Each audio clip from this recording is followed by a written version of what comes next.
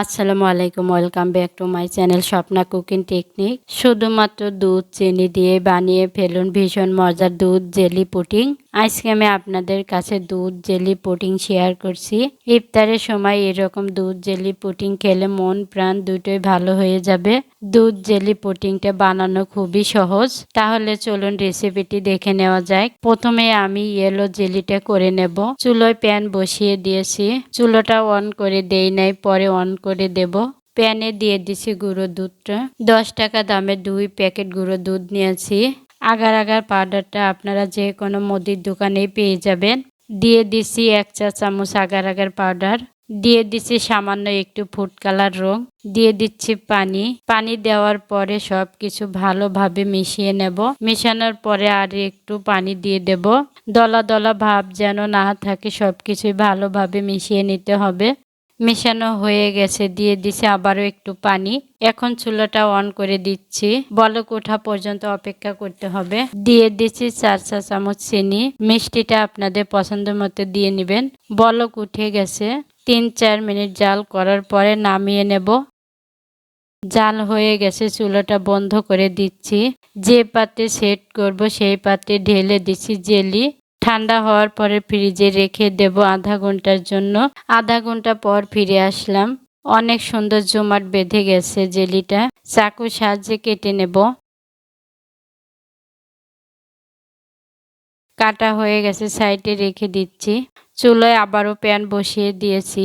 দিয়ে দিছি 1 কাপ তরল দুধ। দিয়ে দিছি হাফ কাপ পানি। দিয়ে দিছি 1 ফুট কাপ চিনি। এখন চুলাটা অন করে দিচ্ছি। বলক ওঠা পর্যন্ত অপেক্ষা করতে হবে। মিশ্রণ বলে দিয়ে দিচ্ছি অল্প একটু পানি। পানির মধ্যে দিয়ে দিচ্ছি 2 চা চামচ আগার পাউডার। ভালো করে পানির সাথে মিশিয়ে নেব।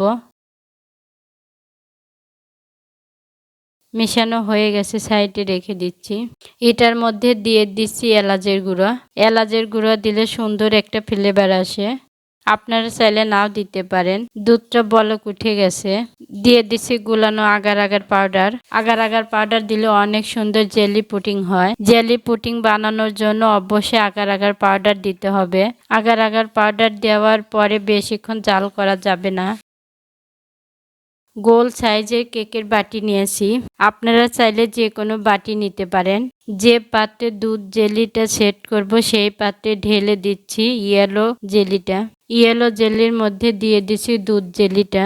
জেলিটা ঠান্ডা হওয়ার পরে ফ্রিজে রেখে দেব 1 ঘন্টার জন্য। আপনারা চাইলে ফ্রিজে রেখে নাও দিতে পারেন। এটা কিছুক্ষণ রেখে দিলে এমনিতেই জমাট বেঁধে যাবে।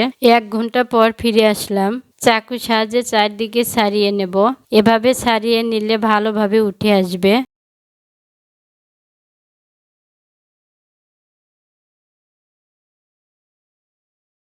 অনেক সুন্দরভাবে উঠে আসলো। দুধ জেলি পুডিংটা দেখতে অনেক সুন্দর লাগছে।